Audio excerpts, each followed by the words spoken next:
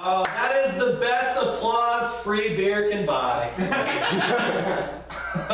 All right. In this segment, we're going to talk about why McKinley was assassinated, who did it, and then we're going to leave. In 1900, William McKinley signed into law the Gold Standard Act of 1900. Come on.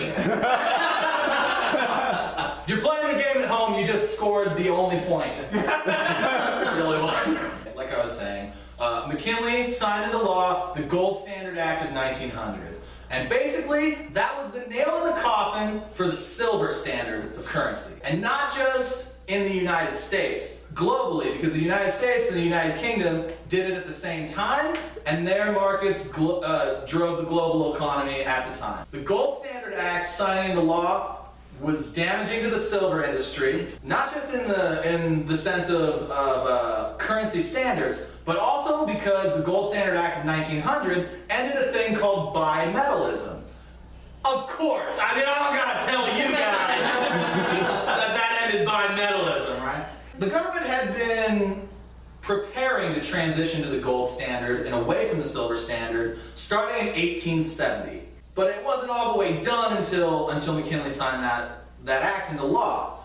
And so bimetallism referred to people's ability to take their silver and exchange it for an equal value in gold. But once the Gold Standard Act hit, that was over. So not only was silver no longer part of the currency standard, silver was also damaged in that sense that you couldn't spend it as freely. You couldn't use it to get an equal value of gold. So that was very damaging to the silver industry. Now, who made a ton of money off of the silver industry? George Hurst! That's right!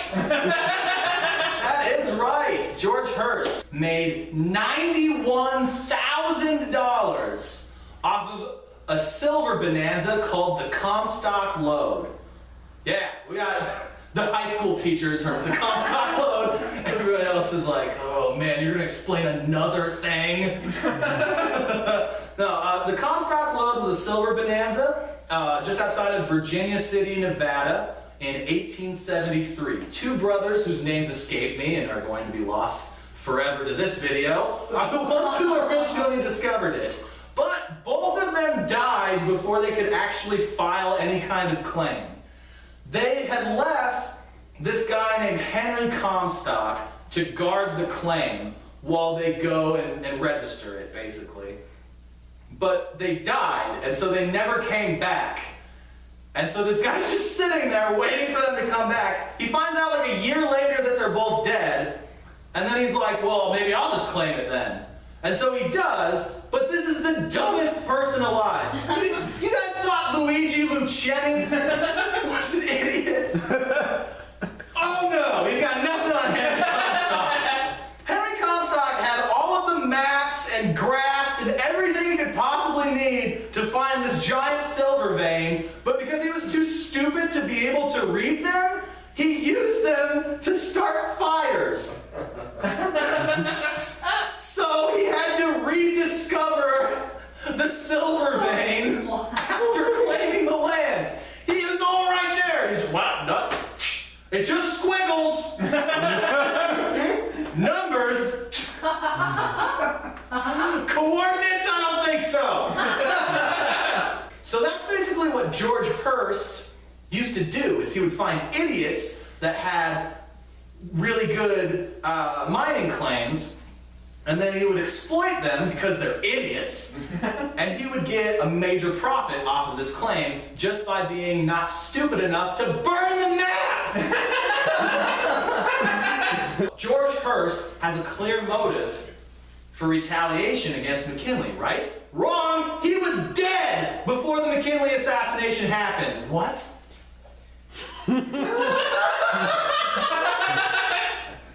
Mundek, why did you explain all that?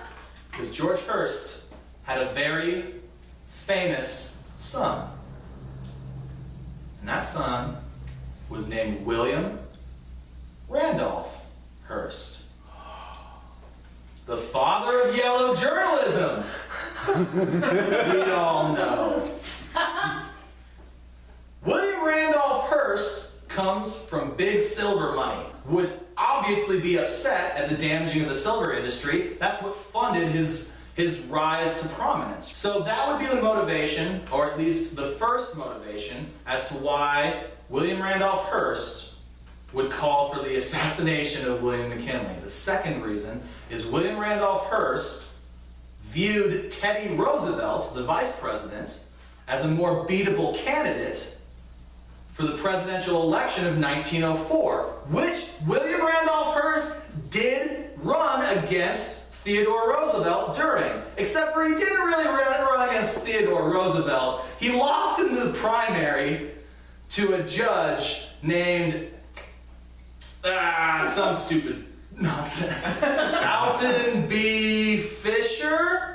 So this judge defeats William Randolph Hearst in the primary. But when William Randolph Hearst is planning all this, he doesn't know he's going to lose the primary, right? He views Teddy Roosevelt as a more beatable candidate because Teddy Roosevelt is brash, he's young. Actually, after McKinley was assassinated, he became the youngest president in United States history at just the age of 42 and 10 months. So it's important to know about William Randolph Hearst that he controlled 30 newspapers, 30 different newspapers, all in major markets around the United States. His newspapers were leftist, they were primarily consumed by the working class, and anarchy is a leftist principle. It was popular among the working class, and he viewed anarchy as a threat to his hold on the liberal media. Because William Randolph Hearst isn't just running for president as a liberal, he is controlling and shaping people's opinions. Just like they do in the news today with he invented clickbait, essentially, before computers existed. He was the father of what's called yellow journalism. And yellow journalism is when you use sensationalism or outright lies to shape a story in a way that makes it seem like it's one way when it's really not that way, you know? So when you click on that clickbait article that's like, check out this crazy loophole that says Barack Obama can stay president. And then you click on it and it's a bunch of pornography and you have to get a new computer.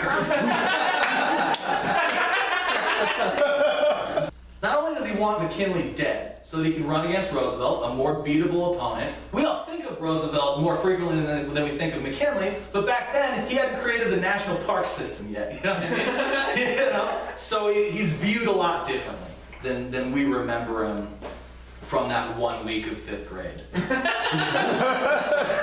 Right? The reason William Randolph Hearst would want Leon Frank Czolgosz, an anarchist, to assassinate the president is because anarchy is a threat to his finances, because that's who's buying his newspaper. They're a threat to his ability to shape public opinion, and most importantly, they're a threat to his power. So that's why you would want an anarchist to do it. So now all we need is a connection. How does William Randolph Hearst get to Leon Frank Czolgosz? Or backwards, depending on where the graphics are. If they even exist. We might give up on adding pictures. How do we connect Czolgosz to William Randolph Hearst? This is how. There is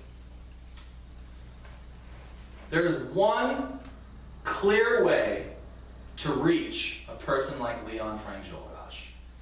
A mentally ill, possibly dying, social outcast who sits alone on a farm in Warrentown, Ohio, reading about anarchy and making his parents sad. How do you get through to a guy like that? The easiest way is a woman. So throughout my research, over and over again, this woman kept coming up. Every time we would do research, she kept coming up. And her name was Emma Quasi.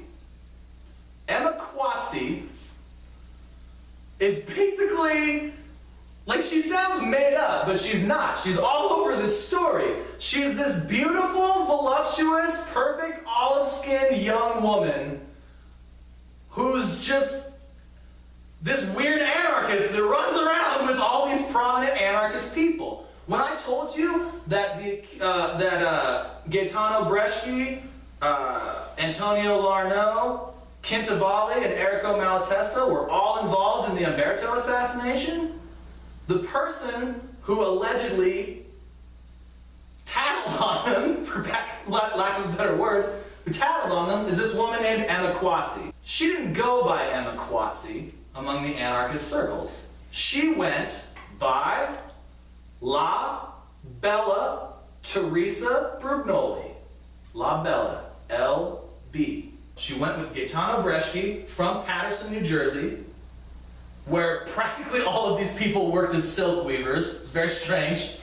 I don't know what it is about weaving silk that makes you want to kill people with crowns on, but don't let your kids get into it. Gaetano Bresci and La Bella Teresa Brugnoli traveled from Paterson, New Jersey to Muncie, Italy together. She was with Bresci at the very least the day before he assassinated King Umberto, because a hotel worker distinctly remembered turning them down for a hotel room because she didn't believe that Emma Quasi and Gaetano Bresci were really married. Because, you know, the past. You're not really married. Get out of here. Your money is no good. It's insane. She is connected to Żołgasz's hero. She's this beautiful woman who understands all of the things that he spends his entire life thinking about. She has the ability to relate to him in a way that nobody else can, and this is why. You know, she was named the Narc, you know what I mean? They said that she's the one who told them about Antonio Larno, Quintavalli, and Errico Malatesta's involvement in the assassination of King Umberto I, right? So Żołgasz could easily relate to that because he himself had just, 5 days before the assassination of McKinley, had this newspaper article published about him being a spy, as you guys remember. So she can relate to him in this way that nobody else can, because she's been thrown away by the media, she's been spurned by Malatesta, she is connected to his hero, and she understands everything going on in it. Well, not the mentally ill parts, but she understands his philosophies and his ideas, right? That is by far the easiest way to get a guy like that to do something. He's probably never, there's probably just the first time a woman was ever nice to him without feeling like she had to be. You know what I mean? I mean, she felt like she had to be because she was talking him into assassinating the president. So, I mean, but I mean, you know, it's distinctly different than like a waitress being nice to you for like extra tips, you know? So that's why. That's what happens, you know? William Randolph Hearst wanted McKinley assassinated because he signed into law the Gold Standard Act of 1900, which irreparably damaged the silver industry. I mean, silver's still valuable, but not as valuable. When you're rich, all you care about is power and being better than other rich people. That's it. I imagine. He wanted to run against Teddy Roosevelt for president in 1904. He didn't get the chance because he lost in the primary to Alton B. Parker, judge from New York, who lost to Teddy Roosevelt. He wanted an anarchist to be the one to assassinate the president because he needed anarchy's standing in the public eye to be damaged. And you know what? That's the part of the plan that worked the best. Because in 1903, Teddy Roosevelt signed into law the Immigration Act of 1903. Come on! Come on! 1903. The Immigration Act of 1903 outlawed 4 groups of people from immigrating to the United States. 1, anarchists, obviously. Anarchists were barred from entering the country directly because of the McKinley assassination, right? The other groups of people that weren't allowed to immigrate to the country anymore after 1903 were beggars. Not sure how you... Is that like a region of Portugal I haven't heard of? because they don't teach you about Portugal in school in America. Who else did they outlaw? They outlawed smugglers of prostitutes. And then the fourth group of people that they outlawed in the Immigration Act of 1903 was epileptics. Epileptics weren't allowed to enter the country in 1903, which is extra crazy because William McKinley's wife, Ida McKinley, was epileptic. She had epilepsy so bad and so frequently that McKinley attempted to normalize it and treat her like she was normal. This is what they do. When she started having a seizure, McKinley would take apparently this is normalizing it, McKinley would take a handkerchief and place it over her face and then just go on with what he was doing like it wasn't happening because he knew that she was always really embarrassed by what happened. And in 1900, that's the best your brain can work. I mean, these people are barely removed away from thinking all medicine is based on balancing your humors. They're not smart people. So, that might not be exactly accurate. But it seems accurate. They took her to a boat! She's bleeding out! Idiots! That's why they wanted Leon Czolgosz to be the one. They wanted an anarchist so they could destroy anarchy and its popularity with leftists, and it worked. They all jumped ship, which is exactly what William Randolph Hearst wanted because he controls that segment of the media. And the way that he got Czolgosz to do it is he used La Bella Teresa Brignoli, so that's why LB was on the gun. Not because it's a clue, but because it's a tribute to the only woman who ever really understood his crazy, crazy ass. Thank you all so much. I'm Mundek Clement-Stein. This has been Conspiracy Cold Cases.